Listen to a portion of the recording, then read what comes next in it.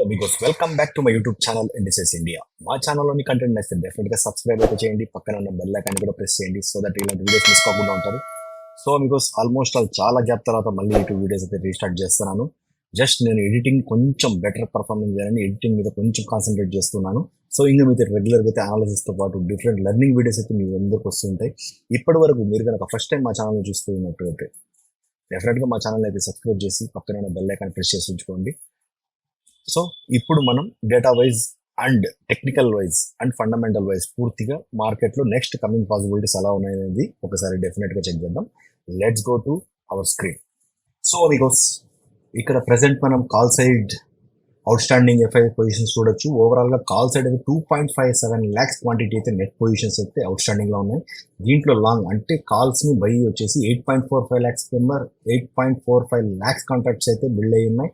And short side అంటే కాల్ని cell చేసిన 5.88 lakhs అయితే షార్ట్ చేస్తున్నారు. సో దీన్ని బట్టి మనకు బయింగ్ మూవ్మెంట్ జరిగే అవకాశం అనేది ఎక్కువ ఉందనిపిస్తుంది.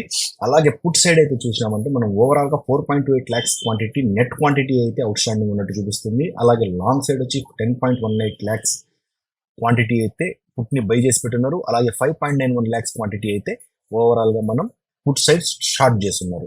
సో ఈ విధంగా మనం డే వైజ్ చూసుకుంటూ వస్తే 29 సెప్టెంబర్ నుంచి ఇక్కడ మన ఓఐ వర్సెస్ టైం అయితే ఉంది.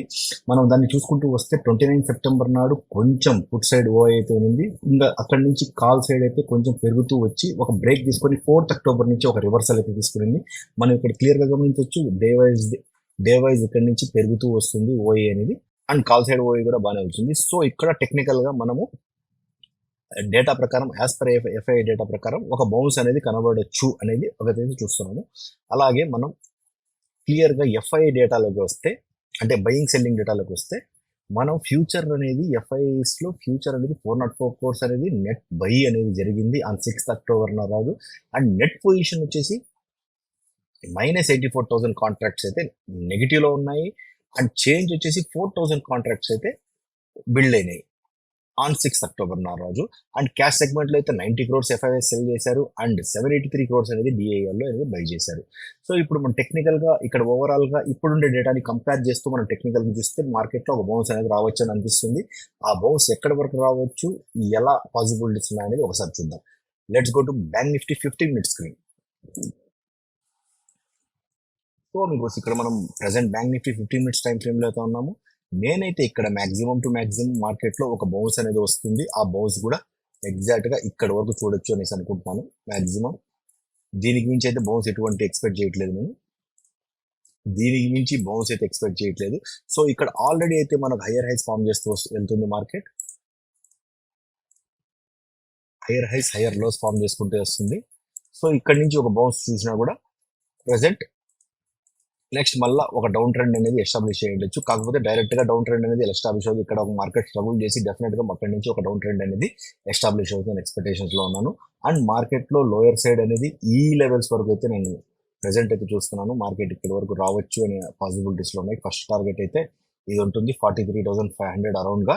అండ్ సెకండ్ టార్గెట్ అయితే లాంగ్ పొజిషన్ వేలు అయితే నేను 41,800 వరకు అయితే చూస్తున్నాను. ఇక్కడ 1 hour టైం ఫ్రేమ్లో వెళ్ళి చూసినట్లయితే డెఫినెట్గా ఇక్కడ ఏదైతే ఇంతకుముందు ఇక్కడ స్ట్రగుల్ చేసి మార్కెట్ ఆ రెసిస్టెన్స్ బ్రేక్ చేసుకుంటూ వెళ్ళిందో ఆ సపోర్ట్ వరకు వచ్చే అవకాశాలు ఉన్నాయి. ఇంకా ఫర్దర్గా అయితే ఈ లోస్ వరకు కూడా టచ్ చేసే అవకాశాలు ఉన్నాయి. ఎందుకు చెప్తున్నానంటే ఇక్కడ డౌన్ ట్రెండ్ కనబడే అవకాశాలు ఉన్నాయనేసి మార్కెట్లో చూడండి. మామూలుగా డైలీ టైం ఫ్రేమ్లోకి వెళ్దాం. మార్కెట్ కంప్లీట్గా కోవిడ్ తర్వాత కంప్లీట్గా స్ట్రెచ్ అవుతూ పోతుంది. ఇక్కడి నుంచి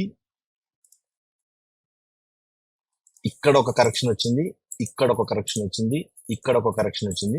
ఇదంతా మైనర్ కరెక్షన్స్ అనేది వస్తాయి. ఇక్కడి నుంచి కనుక సేమ్ ఇదే విధంగా కరెక్షన్స్ అని కంపేర్ చేస్తే మినిమం టు మినిమం మనం ఇక్కడ వరకు కరెక్షన్ చూసే అవకాశాలు అయితే కనబడుతున్నాయి. కానీ కాన్సే మార్కెట్లో 2 type ఆఫ్ కరెక్షన్స్ అనేవి ఉంటాయి. ఒకటి price wise correction, 2 time wise correction. ఒకవేళ టైం వైజ్ కరెక్ట్ అయినా కూడా ఒక రేంజ్ ఫామ్ అయ్యి మళ్ళీ కావాలంటే ఫర్దర్గా బ్రేక్అవుట్ చేసి మార్కెట్ అనేది మళ్ళీ అప్ ట్రెండ్ అనేది రిజ్యూమ్ చేయవచ్చు.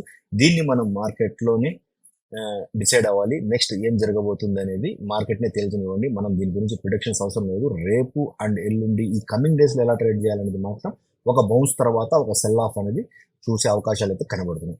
ఇది మీకోసం వీడియో. మీకు నచ్చితే డెఫినెట్గా లైక్ అయితే చేయండి అండ్ కామెంట్ కూడా చేయండి. అండ్ ఇప్పటివరకు మన ఛానల్ని సబ్స్క్రైబ్ చేయకపోతే డెఫినెట్గా సబ్స్క్రైబ్ చేయండి. ఆ తర్వాత పక్కన ఉన్న బెల్ ఐకాన్ కూడా ప్రెస్ చేయండి సో దట్ ఇలాంటి వీడియోస్ మిస్ కాకుండా ఉంటారు. Thank you very much.